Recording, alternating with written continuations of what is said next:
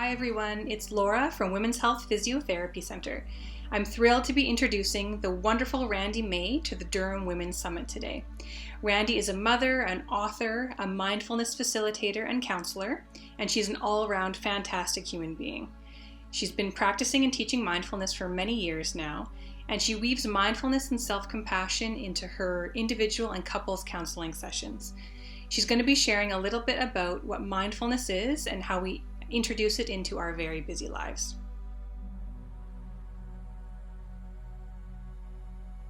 Hi, my name is Randi-Mae, and today I'd like to talk to you about mindfulness and how do we actually bring it into our day-to-day life. So we're going to start talking a little bit about the science, a little bit about the definition, and then a practice that we can actually do. So, a little bit about the definition. So mindfulness has been around for a very long time, but what's new about mindfulness is the quantification of what actually happens to your mind and your body when you do these practices. So we have a wonderful researcher named Sarah Lazar. You can watch her TED Talk. If you just Google Sarah Lazar, last name Lazar, it's about 7 minutes long, but what you'll learn from that video is that when we practice mindfulness and breathing for 30 minutes a day for 8 weeks, they actually scanned the brain before and after. And what they found was that the brain actually changes and grows and reshapes itself. And so what that's called is neuroplasticity. So simply by focusing on my breathing for 30 minutes a day for 8 weeks, my brain actually changes. So that's a lasting effect. You might feel better, but something's actually neurologically happening to your brain. So the area of your brain that changes is just above your ear here. It's called the temporal parietal junction. And that area of the brain deals with compassion, empathy, and perspective taking. So over those 8 weeks, they found that the brain actually increased in gray matter in that area, which is really helpful for people who are caregiving, providing support to people in different roles, because what we often experience sometimes is compassion fatigue. Feeling where I don't have any more to give. So when that part of the brain actually reshapes itself, we actually get a new perspective and become more compassionate and have more empathy. The other parts of our brain that actually change in gray matter and shift is our prefrontal cortex, learning, memory, decision making, which is really helpful for our day-to-day processes. And then our amygdala shrinks over time. So that's our fight or flight, or I like to say freeze center. And that shrinks. So what happens is you get the same stimulus and things happening in your life, but you respond to them differently. So that's a part of the brain that changes. Physiologically, our body, our heart rate is changed, our nervous system is impacted, and all we're talking about is focusing on the breath for 30 minutes a day for 8 weeks. Okay, you're kind of like, Randy, where am I going to find those 30 minutes? We can break them up into little chunks throughout the day that are more practical and realistic. The other working definition that we have of mindfulness is being in the present moment non-judgmentally with your full attention and intention. So what does that really all mean? So what's happening is, right now you're watching this video with me and your mind might say, what am I going to do later on today? So you go into the future. So you start to think about, anticipation, you go into what's going to happen, and then you're like, Randi-Mae's talking, and then you dip back into me, and then you might say, okay, I go into the past. This is what happened yesterday or this morning or whenever I'm watching this video, but we dip into the past. So we got our future and our past. So our mind is going future, past all day long. And then once in a while we dip into the now. So the space that we talk about in mindfulness is the present moment, is my mind and my body, my spirit, if I believe I have one, are they all in the same place at the same time? So you're like, well, sometimes it is. Absolutely, sometimes it is. But we have this beautiful function called autopilot. So if you have ever driven somewhere and you don't really know how you got there, that's autopilot. If you're in the shower and you rewash your hair or a body part, autopilot. Because what's happened is that you're in the shower, for example, and your mind is thinking about the next thing that you have to do.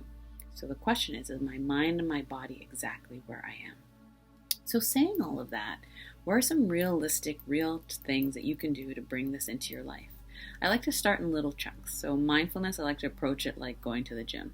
Right? If I go to the gym and I've never been to the gym before, I'm not going to try to lift 200 pounds, right? Because if I do that, I might hurt myself, I might get discouraged. So I like to start with little increments. So I start with 3 minutes. I'm okay to sit for 3 minutes and breathe. I can do 5 minutes. Go to 5 minutes, I can do 7 minutes. I can do 7 minutes, I can do 10 minutes, right? So again, decreasing the amount of time that you might feel frustrated, but also feeling the benefits of in the here and now. So one of the things that we're going to do together is an exercise where we just focus on the breathing. So I'm going to guide you through it for the next 3 minutes or so. So if you want to get comfortable wherever you are, and you can be laying down, you could be sitting down, whatever feels right for you, as long as you can feel your body fully expand and contract when you breathe in and out. Okay? So I'm also going to invite you to close your eyes for a moment, turning off some of the stimulation so you can turn inside.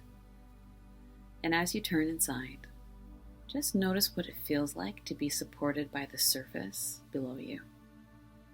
So whatever surface is supporting you, just bringing your full awareness, your attention and intention to noticing what it feels like to be supported by the surface, whether it's a bed, the ground, a chair, whatever it might be.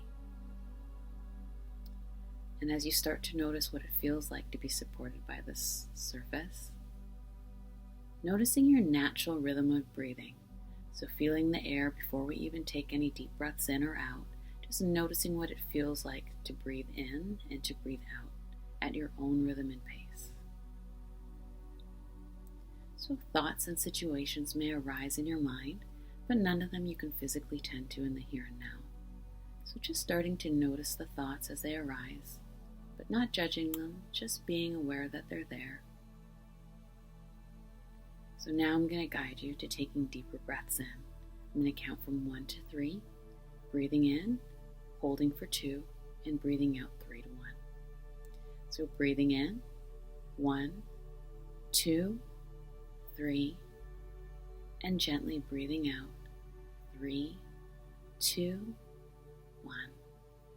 And breathing in, expanding in the body, 1, 2, 3, and letting the shoulders come down and relax, 3, 2, 1. I'm going to invite you to take deep breaths in to wherever it feels right for you, and gentle and slow breaths out, relaxing and letting the body settle. As you breathe in, you're going to say breathing in your mind, and as you breathe out, you're simply going to say breathing out in your mind, so that your mind and your body are doing the same thing at the same time. So you can do that on your own for the next 10 seconds.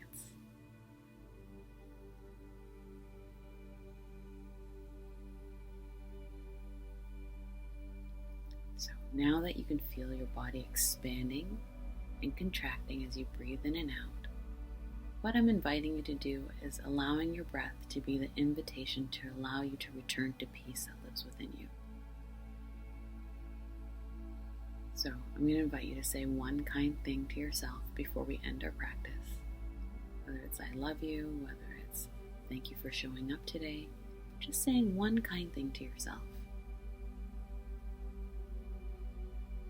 So taking a nice deep breath in and a gentle breath out and noticing what that feels like. So when you're ready, you can open up your eyes again.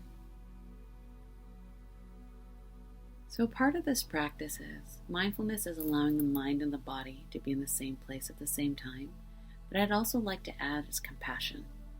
Being busy, on the go all the time, we're always often tending to other people, and through this practice I like to invite compassion as an add-on. So not just focusing on my breathing, but also allowing compassion to be a conscious part of the practice. So am I being compassionate towards myself? And I'm being compassionate towards others as I engage throughout the day. So a part of this practice is, it's breathing, yes, that's one, but the other part is, can I invite this idea of compassion towards myself? So that could be, when I'm going throughout the day, can I take a pause to have appreciation for one thing that I did today? It could be just showing up for yourself.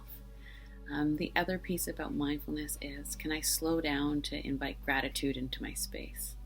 So that's the piece that's really important, where we start to notice that we can go through the day and we can get bogged down by the things that are happening. But when I come back to this now space, and my awareness is, oh, I'm grateful for this thing that's happening now.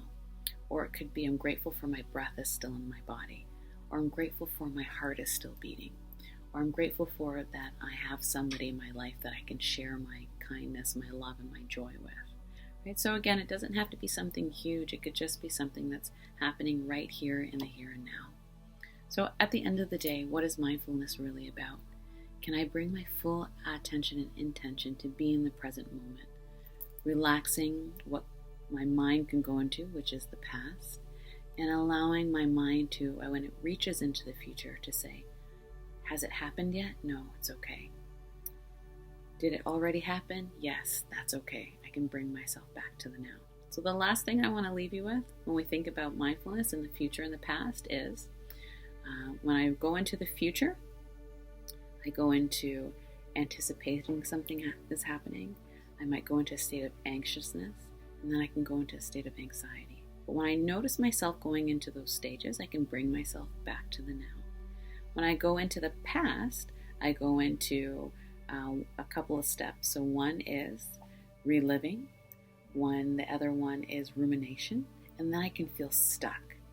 But in these two spaces, the future and the past, what's happening is my mind is going out of the present moment either way that it goes. So when we bring it right back to the now, remember that you can always bring yourself back. As long as you have your breath with you, your breath is your tool to invite you back into the now.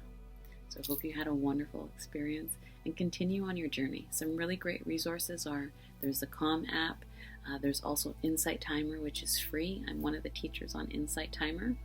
And you can listen, if you don't want to listen to my voice, there are thousands of other voices that you can live and listen to. And I kind of like to think about it like this. A guided meditation is like listening to music. We might not all like the same music, but there's one song, there's one tone of voice that can help you come back into the present moment. So find that voice and have a wonderful day.